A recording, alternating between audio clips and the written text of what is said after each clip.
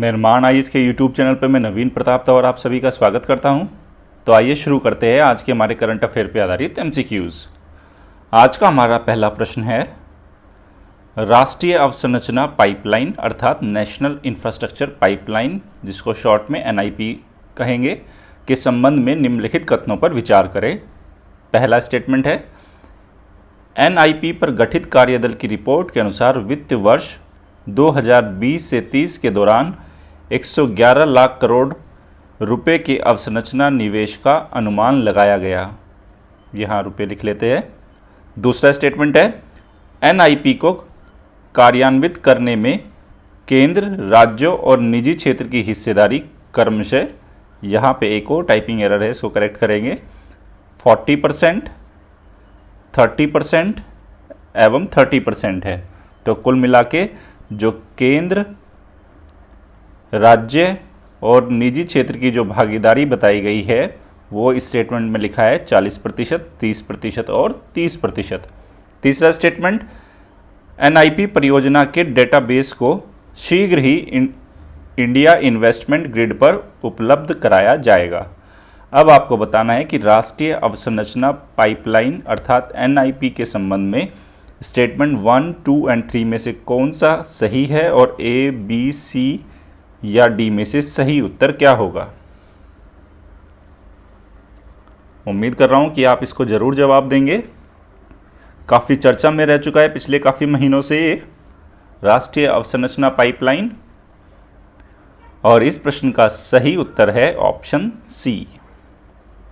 Option C का मतलब statement जो थर्ड है वो सही है, पहला और दूसरा स्टेटमेंट गलत है। अब देखते हैं पहला स्टेटमेंट क्यों गलत है। इस पे लिखा है कि एनआईपी पर गठित कार्यदल की रिपोर्ट के अनुसार वित्त वर्ष 2020 से 30, नहीं स्टूडेंट, जो कार्यदल ने अपनी रिपोर्ट दी है उसके अनुसार 2020 से 25 के दौरान 111 लाख करोड़ रुपए के अवसंरचना निवेश का अनुमान लगाया गया। अब देखते हैं सेकंड स्टेटमेंट क्यों गलत है। इसमें लिखा है कि एनआईपी को कार्यान्वित करने में केंद्र, राज्य और निजी क्षेत्र की हिस्सेदारी 40%, 30% और 30% है। नहीं, मैं आपको बता देता हूँ, यहाँ पे जो सेंटर, स्टेट्स और जो प्राइवेट सेक्टर है, जो उसकी हिस्सेदारी का जो अनुपात है मैं आपको बता देता हूँ, 39%, 40% और 21% ये रहेगा। इसलिए सेकंड स्टेटमेंट भी हमारा रॉन्ग हुआ।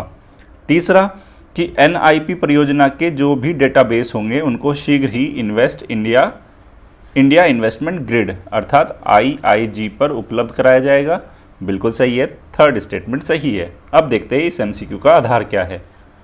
ये देखिए, पीआईबी में प्रकाशित खबर है, वित्त मंत्रालय 29 अप्रैल। खबर देखिए क्या है, राष्ट्रीय अवसंरचना पाइपलाइन पर गठित कार्यदल ने वित्त मंत्री श्रीमती निर्मला सीतारमण को अपनी अंतिम रिपोर्ट पेश कर दी है। इस रिपोर्ट के अनुसार अंतिम रिपोर्ट में वित्त वर्ष 2020 से 25 के दौरान 111 लाख करोड़ रुपए के कुल अवसंरचना निवेश का अनुमान लगाया गया, जिसको एक स्टेटमेंट बनाया गया। सेकंड, जो एनआईपी का उद्देश्य क्या है, देश भर में विश्व स्तरीय बुनियादी ढांचागत सुविधाएं प्रदान करना और सभी नागरिकों का जीवन स्तर बेहतर करना है। ये आप ध्यान रखेंगे। उसके साथ साथ मैं आपको एक होमवर्क दे रहा हूं, जो ये 29 अप्रैल की खबर है स्टूडेंट्स, 29 अप्रैल की जो ये पीआईबी में खबर है वित्त मंत्रालय की, मैं आप सभी को रिकमेंड करूंगा कि आप इस पूरी न्यूज़ को पीआईबी से ज़रूर पढ़ना। काफ़ी इंपॉर्टेंट है। किस पॉइंट ऑफ व्यू से, प्रीलिम्स के पॉइंट ऑफ व्यू से प्लस मेंस के पॉइंट ऑफ व्यू से, ये खबर आपको मैं रिकमेंड कर रहा हूँ, आपको ज़रूर पढ़नी है। मैं पढ़ाऊँगा तो 15 से 20 मिनट सिर्फ इसको पढ़ाने में ही लग जाएंगे, फिर इतना लंबा 10 क्वेश्चन का एमसीक्यू का डिस्कशन करने का कोई फ़ायदा नहीं। तो आपके लिए मैं रिकमेंड कर रहा हूँ कि ये सब आप सभी को पीआईबी की वेबसाइट पे जाके पीआईबी मतलब गूगल सर्च करना, उस पर पीआईबी हिंदी डालना और उसमें जाके आपको 29 अप्रैल के दिन आपको जो वित्त मंत्रालय पे खबर अवेलेबल मिलेगी, तब इसको आपको कंप्लीट पढ़ना है। कुछ कुछ पॉइंट यहाँ से नोट भी कर लेना। चलते हैं आगे। देखो, पिछले प्रश्न में जो तीसरा स्टेटमेंट था कि एनआईपी परियोजना के डेटाबेस को शीघ्र ही इंडिया इन्वेस्टमेंट ग्रिड पर उपलब्ध कराया जाएगा, तब ये इन्वेस्टमेंट इंडिया ग्रिड ये है क्या, इसके बारे में अब नेक्स्ट क्वेश्चन जो मैंने पूछा है आपसे, यही है कि इसके संबंध में जानना जरूरी है, हो सकता है प्रीलिम्स में क्वेश्चन इसी से ही आ जाए। तो इन्वेस्टमेंट इंडिया ग्रिड के संबंध में निम्नलिखित कथनों पर विचार करें। पहला, यह वित्त मंत्रालय के विनिवेश विभाग के अंतर्गत एक पहल है। दूसरा, आईआईजी एकल संवादात्मक मंच पर संपूर्ण भारत में निवेश के अवसरों की प्रचुरता को दर्शाता है।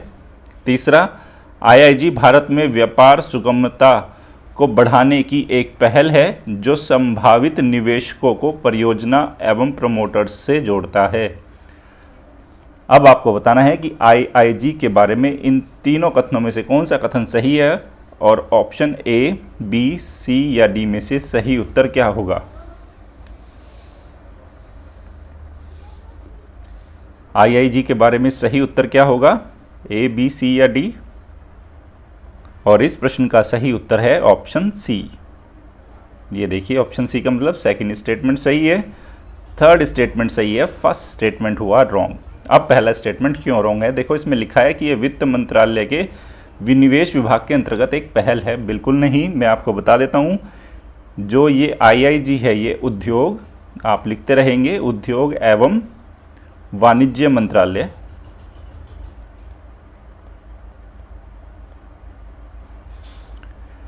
के अंतर्गत एक विभाग है जिसका नाम है डिपार्टमेंट फॉर प्रमोशन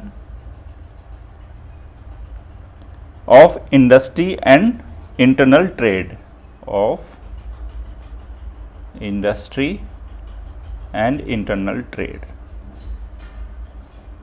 जिसको अगर शॉर्ट फॉर्म में लिखा जाए तो DPIIT।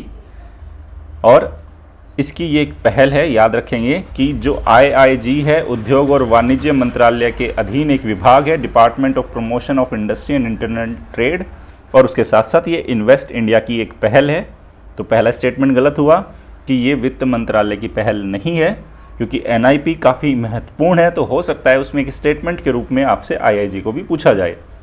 सेकंड, अब ये देखिए, इन्वेस्टमेंट इंडिया ग्रिड के बारे में जानते हैं कि ये एकल संवादात्मक मंच है। ये एक डायलॉग फोरम है जो संपूर्ण भारत में निवेश की कितनी कितनी अपॉर्चुनिटीज़ है, उनके क्या क्या चांसेस है, उनको बताता है आईआईजी। ये बात याद रखेंगे। तीसरा, आईआईजी भारत में व्यापार सुगमता को बढ़ाने की एक पहल है। डेफिनेटली सी बात है, ईज ऑफ डूइंग बिजनेस को बढ़ाने की एक पहल है ये, जो संभावित निवेशकों, मतलब कौन कौन से पोटेंशियल जो इन्वेस्टर्स है, तो उसके लिए क्या करता है, उनको आइडेंटिफाई करता है, और जो बहुत सारे प्रोजेक्ट्स है और जो प्रोमोटर्स है उनको आपस में जोड़ने का भी ये क्या काम करता है आईआईजी। प्रीलिम्स के पॉइंट ऑफ व्यू से ये महत्वपूर्ण रहेगा, मैं लिख देता हूँ। देखो यूपीएससी में हमेशा ही बता देता हूँ, एनआईपी पे क्वेश्चन पूछ सकता है, बहुत ज़्यादा चांसेस है, लेकिन इस एनआईपी से जुड़ी बहुत सारी जानकारी, कौन कौन सी इसके अंदर बॉडी और काम कर रही है, इन्वॉल्व है, हमें उसका भी पता होना चाहिए, और आईआईजी उसमें एक महत्वपूर्ण क्या है, उसकी भूमिका है, ये हमें पता रहना चाहिए। चलते हैं आगे। अगला प्रश्न है, HCARD जो हाल ही में समाचारों में चर्चा में रहा।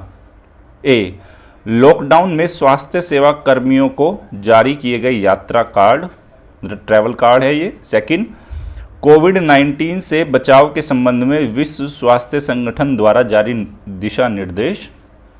सी है, कोविड-19 लॉकडाउन में प्रवासी मजदूरों के अंतर्राज्यीय स्थानांतरण को सुगम बनाने के लिए विकसित किया गया एक पोर्टल। और डी, उपयुक्त में से कोई नहीं। अब आप बताइए कि एच कार्ड, जिसको HCARD के बारे में ए, बी, सी या डी में से सही उत्तर क्या होगा। काफ़ी चर्चा में है ये पिछले 2-3 दिनों से, और इस प्रश्न का जो सही उत्तर है ऑप्शन डी। देखो ऑप्शन डी का मतलब क्या हुआ, एच कार्ड का संबंध इन ए, बी, सी किसी से भी नहीं है, तो फिर ये एच कार्ड है क्या। तो चलिए जानते हैं एच कार्ड। मैं बता देता हूँ इसकी फुल फॉर्म क्या है। इसकी फुल फॉर्म है हॉस्पिटल केयर असिस्टिव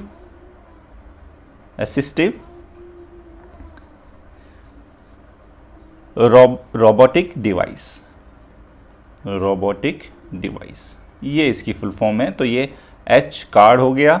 अब इसका काम क्या है मैं आपको बता देता हूँ। जो कोरोना वायरस से संक्रमित व्यक्तियों से, जो भी पेशेंट्स या जो भी लोग कोरोना वायरस से क्या है संक्रमित है, ऐसे व्यक्तियों से शारीरिक दूरी बनाए रखने के लिए जो हमारे फ्रंट लाइन के जितने भी हमारे स्वास्थ्य कर्मी होते हैं उनको सहायता देने के लिए एक ये रोबोट विकसित किया गया है। जो तो क्या हुआ, कोरोना वायरस से संक्रमित, मैं आपको बता देता हूं, व्यक्तियों से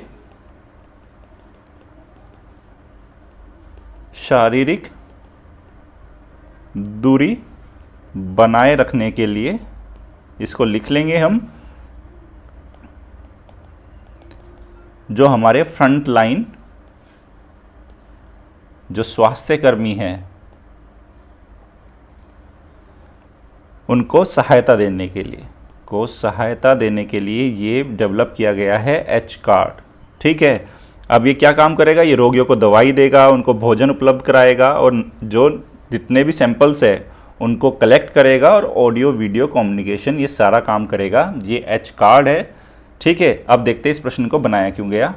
ये देखिए पीआईबी में प्रकाशित खबर है, HCARD नामक रोबोट कोविड-19 स्वास्थ्य योद्धाओं की क्या करेगा, सहायता करेगा। आप देख सकते हैं 29 अप्रैल की ये न्यूज़ है और विज्ञान और प्रौद्योगिकी मंत्रालय। तो जैसा कि आप जानते हैं इसका विकास जो किसने किया, यहाँ देखिए एच कार्ड का निर्माण central mechanical engineering research institute के दुर्गापुर स्थित CSIR लैब ने किया है और यह डिवाइस अत्याधुनिक प्रौद्योगिकियों से सुसज्जित है और ऑटोमेटिक है, नेविगेशन के मैनुअल मोड्स दोनों में काम करती है।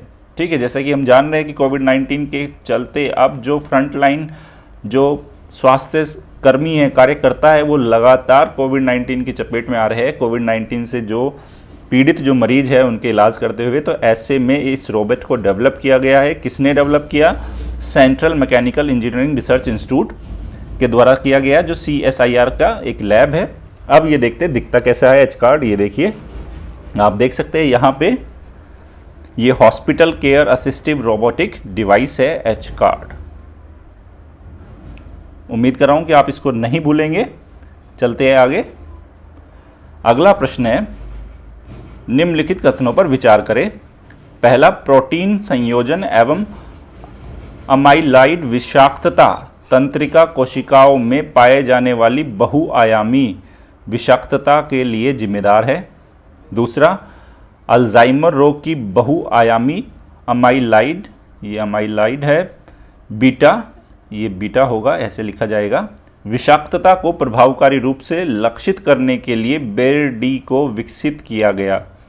अब आपको बताना है कि इन दोनों कथनों में से कौन सा कथन सही है और A, B, C या D में से सही उत्तर क्या होगा। क्या होगा इसका सही उत्तर, और इस प्रश्न का सही उत्तर है ऑप्शन सी। ऑप्शन सी का मतलब स्टेटमेंट 1 भी करेक्ट है और स्टेटमेंट 2 भी करेक्ट है। तो बेसिकली क्या है, ये प्रोटीन संयोजन एवं अमाइलाइड विषाक्तता, ये याद रखेंगे, प्रोटीन संयोजन एवं अमाइलाइड विषाक्तता जो हमारी तंत्रिका कोशिकाओं में पाए जाने वाली बहुआयामी विषाक्तता के लिए जिम्मेदार है।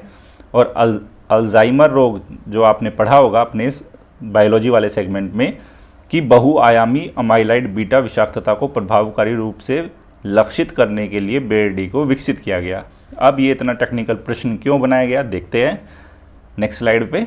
ये देखो पीआईबी में प्रकाशित खबर है, फिर से 29 अप्रैल की खबर है, विज्ञान और प्रौद्योगिकी मंत्रालय। देख सकते हैं JNCASR के वैज्ञानिकों ने विकसित किया प्राकृतिक उत्पाद पर आधारित एक अल्जाइमर का अवरोधक। ठीक है, अब ये देखते हैं, यहाँ पे सिर्फ हम 2 पैराग्राफ पढ़ेंगे, इसको और इसको। ठीक है, बाकी जो इसका क्रक्स था ऑलरेडी मैं MCQ में दोनों स्टेटमेंट बना के पूछ चुका हूँ। ये देखिए, भारत सरकार के विज्ञान और प्रौद्योगिकी विभाग, देखो अभी प्रॉब्लम आ रही है स्टैंडर्ड डेफिनेशन में, ये स्लाइड्स हो सकता है कुछ मोबाइल डिवाइसेस में बहुत अच्छी नज़र आती है, अगर मैं अपनी डिवाइस में देखता हूँ तो मेरे को बिल्कुल साफ नज़र आती है, लेकिन कुछ बच्चों को हो सकता है वो गांव में है उतना अच्छा, वहाँ पे स्पीड भी नहीं आ रही, तब हो सकता है वहाँ उनको 144 पिक्सल पे ही नज़र आ रही हो, किसी को 240 पे नज़र आ रही होगी, किसी को 360 पे, किसी को 480 पे। तो ठीक है, तो अभी जिसके पास अच्छी इंटरनेट कनेक्टिविटी है 480 में भी ये स्लाइड्स बहुत अच्छे से नज़र आ रही है। आप में से कुछ बच्चों की अगर वीडियो देखते टाइम मैं आपको रिकमेंड कर रहा हूँ, जब भी आप यूट्यूब पे इस वीडियो को देख रहे होंगे, एक बार जो ये इस तरह से 3 ऊपर पॉइंट बने होते हैं, बुलेट्स बने होते हैं, आप उन पे क्लिक करना। वहाँ से जो वीडियो क्वालिटी को अगर आप देखना, वहाँ पे 144 है तो उसको इंक्रीज़ करके 240, 360 या 480 जो भी अवेलेबल ऑप्शंस है आप उस पर उसको अपग्रेड करके देखना, तो ये आपको साफ नज़र आएगी। अदरवाइज़ 3 तारीख के बाद तो मैं उम्मीद करता हूँ कि आपको बिल्कुल HD फॉर्मेट में ही नज़र आएगी। अब वापस से आते हैं इस प्रश्न पे। देखो, भारत सरकार के विज्ञान और प्रौद्योगिकी विभाग के अधीन एक स्वायत्त संस्थान है जवाहरलाल नेहरू उन्नत वैज्ञानिक अनुसंधान संस्थान के वैज्ञानिकों ने, देखो यहाँ पे एक नाम है बर्बेरिन, याद रखना, बर्बेरिन की संरचना को बेरडी में बदल दिया है ताकि इसका उपयोग अल्जाइमर के अवरोधक के रूप में किया जा सके।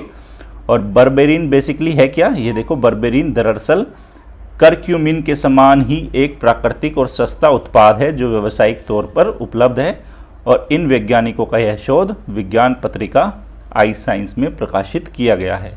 तो बेसिकली ये क्या करेगा, जो अल्जाइमर जो रोग है, ठीक है ना, तो अल्जाइमर का जो रोग है उसकी जो बहुआयामी अमाइलाइड बीटा विषाक्तता को प्रभावी रूप से लक्षित करने में बेरडी को हमने क्या किया, विकसित किया है। तो याद रखेंगे, बर्बेरिन की जो संरचना थी उसको बेरडी में क्या किया, बदला गया ताकि अल्जाइमर के वो अवरोधक के रूप में काम कर सके।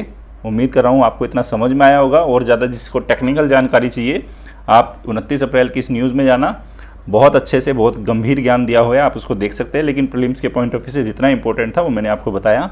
हाँ, यहाँ आपको एक होमवर्क दिया जा सकता है कि अल्जाइमर रोग होता क्या है, ठीक है। ये आप मुझे कमेंट सेक्शन में लिख के बताना कि अल्जाइमर रोग का संबंध किससे होता है, शरीर के कौन से हिस्से से संबंधित होता है, ये कमेंट सेक्शन में आप मुझे लिख के बताना। चलते अगले MCQ पे। अगला प्रश्न है, पीटर्सबर्ग क्लाइमेट डायलॉग के संबंध में निम्नलिखित कथनों पर विचार करें। पहला, यह एक जलवायु संवाद है जिसकी शुरुआत रूसी राष्ट्रपति व्लादिमीर पुतिन ने की। दूसरा, वर्ष 2010 से इसकी मेज़बानी रूस द्वारा की जा रही है।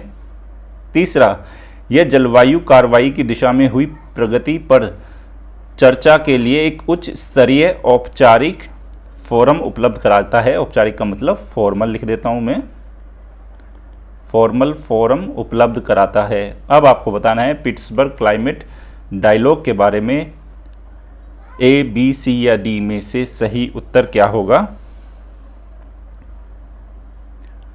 और इस प्रश्न का जो सही उत्तर है वो है ऑप्शन डी।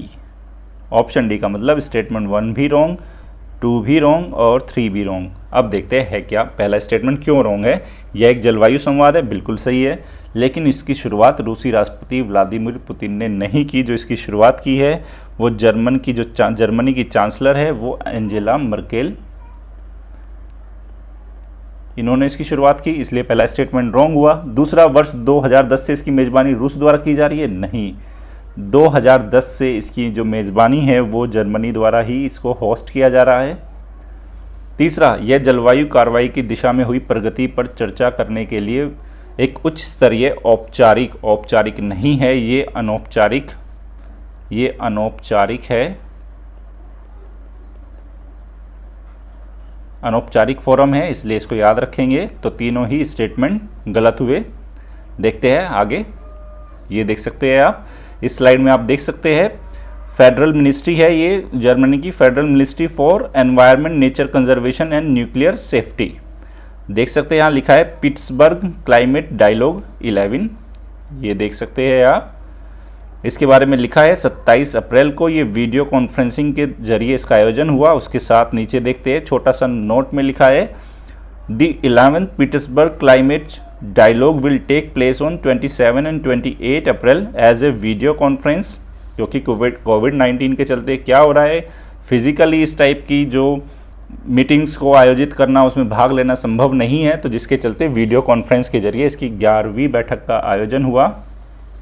और इसको को organiser is the United kingdom, जिसका जो को ऑर्गेनाइजर था जर्मनी के साथ कौन था, यूनाइटेड किंगडम था। As presidency of COP 26 conference in Glasgow in November. तो जैसा कि नवंबर 2020 में कॉप 26 का आयोजन कहाँ होगा, इसमें लिखा है इसी स्लाइड में, ये यूके में प्रस्तावित है, तो उसने को होस्ट किया है इसको, इस बात को हम ध्यान रखेंगे। आगे चलते हैं। तो अगर एग्जाम में आ जाए, पिट्सबर्ग क्लाइमेट डायलॉग शुरुआत जर्मनी ने की, ठीक है, 2010 से जर्मनी ही इसको होस्ट कर रहा है। उसके साथ साथ ये क्या है, एक इनफॉर्मल फोरम है, ये यूएनएफसीसी की तरह नहीं है, यूएन का कोई ऐसा कि इंटरनेशनल लेवल पे सारी कंट्रीज़ को बुलाया जा रहा है, वहाँ पे ये इस तरह का कोई फॉर्मल ये फोरम नहीं है, इनफॉर्मल है ये, इस बात को याद रखेंगे। आगे चलते हैं। ये देखिए प्रश्न है, हाल ही में समाचारों में चर्चा में रही स्पेशल 301 रिपोर्ट के संबंध में निम्नलिखित कथनों पर विचार करें। पहला, यह रिपोर्ट प्रतिवर्ष संयुक्त राज्य व्यापार प्रतिनिधित्व कार्यालय अर्थात यूएसटीआर ऑफिस द्वारा वार्षिक रूप से, याद रखना, वार्षिक रूप से जारी की जाती है। दूसरा, यह बौद्धिक संपदा कानूनों के कारण अमेरिकी कंपनियों एवं उत्पादों द्वारा सामना किए जा रहे व्यापार बाधाओं की पहचान करती है। तीसरा, रिपोर्ट के अनुसार हाल ही में भारत में बौद्धिक संपदा अधिकारों के संरक्षण एवं क्रियान्वयन की दिशा में बेहतर प्रगति के कारण भारत को प्राथमिकता निगरानी सूची अर्थात प्रायोरिटी वॉच लिस्ट है, ये सी लिखा है, इसको PWL करेंगे, से बाहर निकाला गया है। अब आपको बताना है कि स्पेशल 301 रिपोर्ट के बारे में इन तीनों कथनों में से कौन सा कथन सही है और A, B, C और D में से सही उत्तर क्या होगा। बहुत नाम सुना होगा आपने स्पेशल 301 रिपोर्ट, और इस प्रश्न का जो सही उत्तर है वो है ऑप्शन सी, मतलब स्टेटमेंट 1, 2 करेक्ट है और जो थर्ड है वो रॉन्ग है। देखते हैं पहला क्यों करेक्ट है। तो करेक्ट है तो बिल्कुल साफ लिखा है, United states trade representative office है, उसके द्वारा वार्षिक रूप से जारी की जाती है। और कब से जारी की जा रही है, ये वर्ष 1989 से ये जारी की जा रही है। उसके बाद यह बौद्धिक संपदा कानूनों के कारण, मतलब इंटेलेक्चुअल प्रॉपर्टी जो लॉज है उनके कारण जो अमेरिकी कंपनियों और उत्पादों द्वारा किसी भी तरह की अगर ट्रेड बाधा का सामना किया जा रहा है तो उसको आइडेंटिफाई करने का काम इस डिपार्टमेंट का है, और वो इस रिपोर्ट के जरिए इसको आइडेंटिफाई करता है कि अमेरिकी कंपनियां या अमेरिका के प्रोडक्ट क्या कहीं भी इंटेलेक्चुअल प्रॉपर्टी लॉज के कारण उनके सामने कोई किसी तरह का ट्रेड बाधा उत्पन्न हो रही है या नहीं। ये काम कौन करती है, स्पेशल 301 रिपोर्ट में बताया जाता है। अब जो थर्ड स्टेटमेंट है वो बिल्कुल गलत है, ये रिवर्स लिखा गया कि जो भारत को इसमें बोला है कि PWL प्रायोरिटी वॉच लिस्ट से बाहर निकाला गया, नहीं, उसको उसी में ही बनाया रखा गया। कारण क्या बताया कि भारत में बौद्धिक संपदा अधिकारों के संरक्षण और उनकी क्रियान्वयन की दिशा में बेहतर प्रगति नहीं हुई है, जितनी अपेक्षित उम्मीद थी उतनी प्रगति नहीं हुई, इसलिए जो स्टेटमेंट थर्ड रॉन्ग हुआ और ऑप्शन सी हमारा सही उत्तर हुआ। अब देखते हैं इस MCQ को बनाया क्यों गया। ये देखिए, ये इंडियन एक्सप्रेस में प्रकाशित खबर है, US place India on priority watch list for IP protection. तो पूरा माजरा क्या था, पूरी कहानी क्या थी, मैंने आपको समझा दिया यहाँ पे। उसके साथ साथ इस प्रायोरिटी वॉच लिस्ट में और कौन कौन सी कंट्री को रखा गया है, अल्जीरिया लिखा है यहाँ पे, Argentina, Chile, China, India, Indonesia, Russia, Saudi Arabia, Ukraine और वेनेजुएला। ये काम क्या करती है रिपोर्ट, मैंने आपको बता दिया। स्पेशल 301 रिपोर्ट का काम क्या है ये ऑलरेडी मैं आपको बता चुका हूँ। इसको कौन जारी करता है, कब से जारी करता है, क्या काम करती है और इंडिया को कहाँ रखा गया। आगे चलते हैं। अगला प्रश्न देखिए, निम्नलिखित कथनों पर विचार करें। संविधान के अनुच्छेद 29 के अनुसार सभी अल्पसंख्यक वर्गों को अपनी रुचि की शिक्षा संस्थाओं की स्थापना और उनके प्रशासन का अधिकार होगा। दूसरा, संविधान के अनुच्छेद 30 में अल्पसंख्यक शब्द को परिभाषित किया गया है। अब आपको बताना है कि स्टेटमेंट 1 और 2 में से कौन सा सही है और A, B, C या D में से सही उत्तर क्या होगा। उम्मीद कर रहा हूँ पॉलिटी, क्योंकि अगर ये एग्ज़ाम 31 मई को होता, जैसा कि अभी honourable minister doctor Jitendra Singh ने कहा कि प्रीलिम्स डेफर्ड किया जाएगा, तो 31 मई बहुत नज़दीक है। ऐसे में मैं उम्मीद कर रहा हूँ कि आपकी पॉलिटी बहुत अच्छे से तैयार होनी चाहिए। लक्ष्मीकांत का एक एक चैप्टर आपको पता होना चाहिए, क्या क्या फाइन लाइन लिखी है, क्या सही उत्तर होगा। और इस प्रश्न का सही उत्तर है ऑप्शन डी। ऑप्शन डी का मतलब स्टेटमेंट 1 इनकरेक्ट, सेकंड भी इनकरेक्ट। पहला क्यों गलत है, देखो जो स्टेटमेंट बोला गया है कि जो इसमें लिखा है संविधान के अनुच्छेद 29 के अनुसार, तो 29 के अनुसार ये बात नहीं की गई। 29 क्या बोलता है, आर्टिकल 29 मैं आपको बता देता हूँ। पहला स्टेटमेंट आर्टिकल 29 के बारे में नहीं है, मैं आपको बताता हूँ। पहला स्टेटमेंट में जो आर्टिकल 29 है क्या बोलता है, आर्टिकल 29 में बोला जाता है नागरिकों के किसी भी भाग में रहने वाले, देश के किसी भी भाग में रहने वाले नागरिकों के किसी भी अनुभाग को अपनी बोली, दूसरा भाषा, तीसरा लिपि और संस्कृति। तो देश के किसी भी भाग में रहने वाले नागरिकों के किसी भी अनुभाग को अपनी बोली, भाषा, लिपि और संस्कृति को सुरक्षित करने का अधिकार है,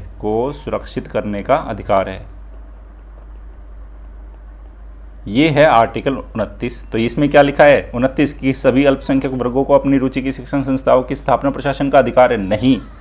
तो ये जो स्टेटमेंट है ये कौन सा आर्टिकल है संविधान का अनुच्छेद, एक तो आप मुझे बताओगे कमेंट सेक्शन में लिख के ये, ठीक है।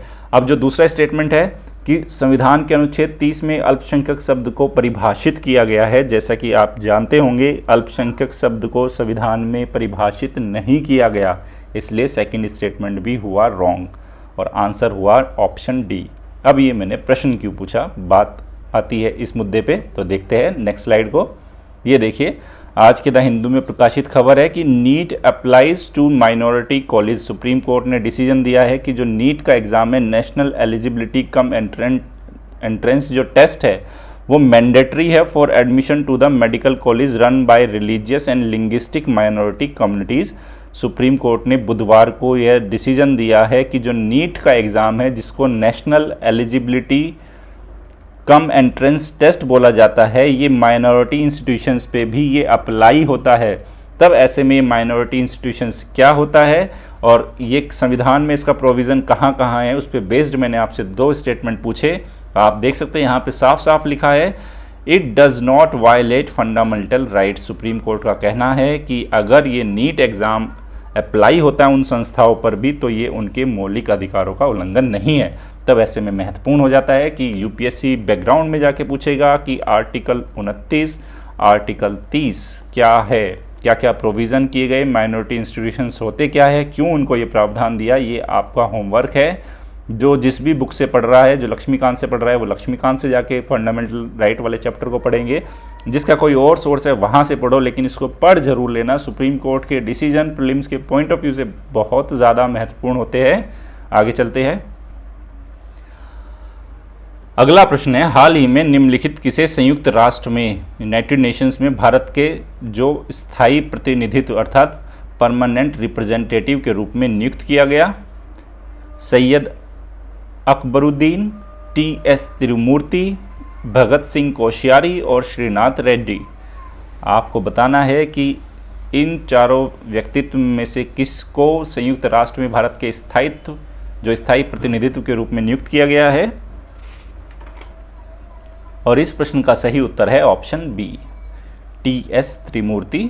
देखते हैं इस प्रश्न को क्यों बनाया गया।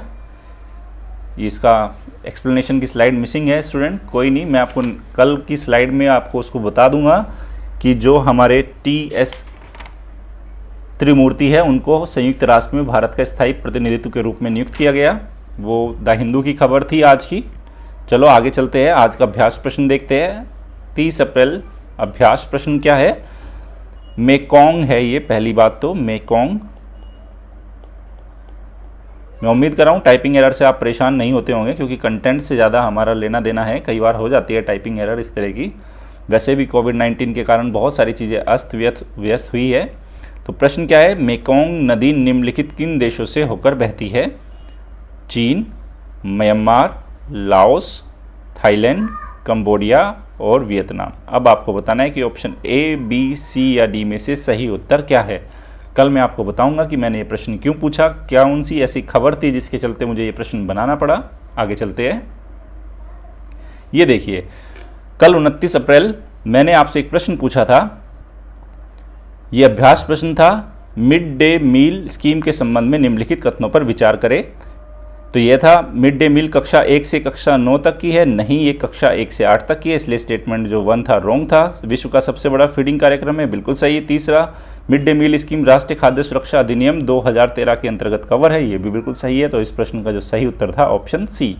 ज़्यादातर बच्चों ने, लगभग ज़्यादातर नहीं सभी बच्चों ने इस प्रश्न का सही जवाब दिया, बहुत अच्छा लगा। ऐसे ही आप लगातार सही जवाब देते रहेंगे, मुझे भी अच्छा लगेगा। अब देखते हैं इस प्रश्न को क्यों बनाया गया था। ये कल के द हिंदू में प्रकाशित खबर थी कि mid day meal on during vacation. तो mid day meal during vacation के दौरान किस तरह से क्या क्या किया जाएगा, इस पे चर्चा की गई थी। तब ये महत्वपूर्ण हो जाता है कि ये मिड डे मील है क्या, इसके चलते मैंने आपसे ये प्रश्न पूछा था। निर्माण आईएएस की daily current affair based MCQ की आज की सीरीज़ यहीं समाप्त होती है। अगर आपको सीरीज़ पसंद आ रही है तो हमारे यूट्यूब चैनल को लाइक कीजिए, शेयर कीजिए और सब्सक्राइब कीजिए। धन्यवाद।